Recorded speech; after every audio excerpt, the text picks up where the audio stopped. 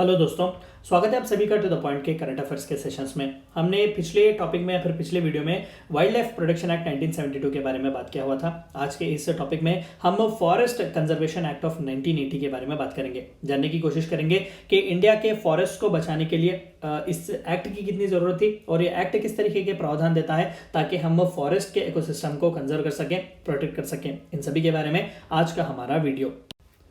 देखिए, first forest act was enacted इन 1927। उस वक्त जो है again protected areas, reserve areas की तरह अलग अलग कैटेगराइजेशन किए गए थे, जहां पर ब्रिटिशों ने जो है ट्राइबल पीपल को एंटर करने से रोका हुआ था। वहां पर कि आप जो है नहीं जा सकते, वहां पर रॉ प्रोडक्ट्स वगैरह नहीं ले सकते, अगर जाएंगे तो आप क्रिमिनल की तरह देखे जाएंगे, आपको अरेस्ट वगैरह किया जाएगा। तो 1927 में एक कॉलोनियल लॉ लाया हुआ था फॉरेस्ट एक्ट, और बाद इसके 1947 के बाद भी जो है भारत सरकार ने इसे कंटिन्यू किया हुआ था। हालांकि इतनी रोक नहीं थी कि इतना ब्रूटल नहीं था रूल जहां पर इन फॉरेस्ट ड्वेलर्स और ट्राइबल पीपल को जो है एंटर होने ना दे, लेकिन कहीं पर भी जो है जाहिर सी बात है कि चंद फॉरेस्ट को जो है वो रिजर्व किया गया था, यानी कि जहां पर सिर्फ भारत सरकार या फिर कोई भी स्टेट की सरकार जो है सिर्फ उन्हीं का राइट जो है उस पूरे रीजन पर हो। तो इस तरीके के क्लासिफिकेशन जो है इस एक्ट के तहत दिए गए थे। Alarmed at India's rapid deforestation and resulting environmental degradation, Central Government enacted the Forest Conservation Act in 1980।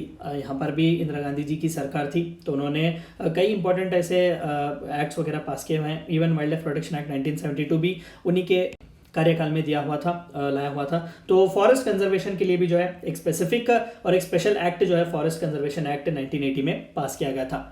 It was enacted to consolidate the laws related to forest, the transit of forest produces and the duty leviable on timber and other forest produce।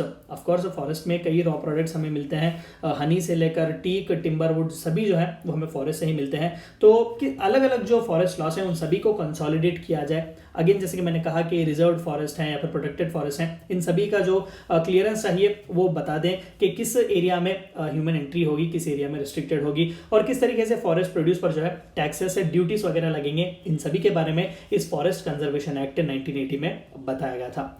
Forest officers and their staff administer the forest act.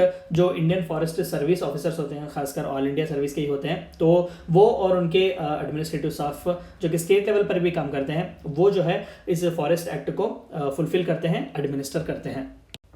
Under the provision of this act, prior approval of central government is required for diversion of forest land for non-forest purposes। अगर कोई private infrastructure project है या फिर सरकार का भी infrastructure project क्यों ना हो, अगर आप किसी फॉरेस्ट एरिया को डिफॉरेस्ट कर रहे हैं या फिर किसी नॉन फॉरेस्ट काम के लिए उसे वहां से कन्वर्ट कर रहे हैं, तो जाहिर सी बात है कि प्रायर आपको सेंट्रल गवर्नमेंट का, खासकर ministry of environment, forest and climate change का अप्रूवल लेना, परमिशन लेना बहुत ही जरूरी है, मैंडेटरी है।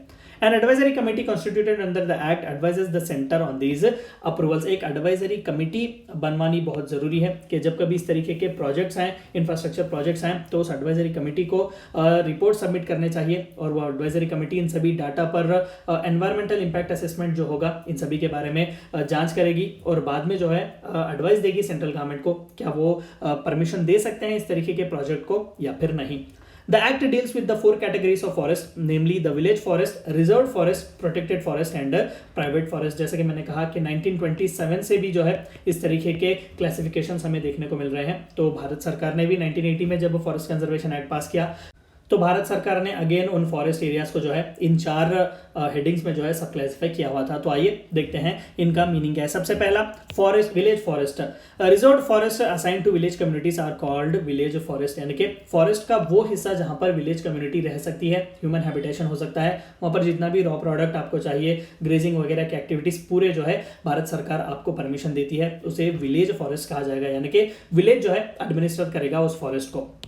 दूसरा सबसे इंपॉर्टेंट टाइप जो है वो है रिजर्व्ड फॉरेस्ट। अ स्टेट में डिक्लेयर फॉरेस्ट लैंड और waste land as reserve forest and may sell the produce from these forest. Sole authority अगर यहाँ पर किसी की होती है, चाहे वो रॉ प्रोडक्ट्स पर हो, फॉरेस्ट के टीक टिम्बर पर हो, सब कुछ जो है वो सरकार की ही होती है, भले ही वो सेंट्रल गवर्नमेंट हो या फिर स्टेट गवर्नमेंट।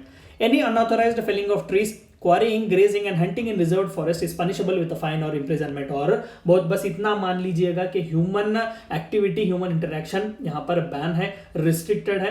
बिना वाइल्ड लाइफ वार्डन के परमिशन के आप यहाँ पर अंदर जा भी नहीं सकते। ग्रेजिंग, माइनिंग, क्वारिंग वगैरह बहुत दूर है, जहाँ पर आपको अगेन सेंट्रल गवर्नमेंट के एडवाइजरी कमेटी को रिक्वेस्ट देना पड़ेगा कोई किसी तरीके के माइनिंग एक्टिविटीज करने के लिए, इंफ्रास्ट्रक्चर प्रोजेक्ट के लिए, तो वो तो बहुत दूर है। ग्रेजिंग वगैरह के लिए भी, हंटिंग वगैरह के लिए भी जो है आप यहाँ पर नहीं जा सकते। हाईली प्रोटेक्टेड एक रीजन है। अगेन सोल राइट्स और सोल अथॉरिटीज रीजन के, इस फॉरेस्ट एरिया के बिल्कुल भारत सरकार और स्टेट गवर्नमेंट्स के हाथ में ही होंगे। तीसरा जो टाइप है वो है प्रोटेक्टेड फॉरेस्ट।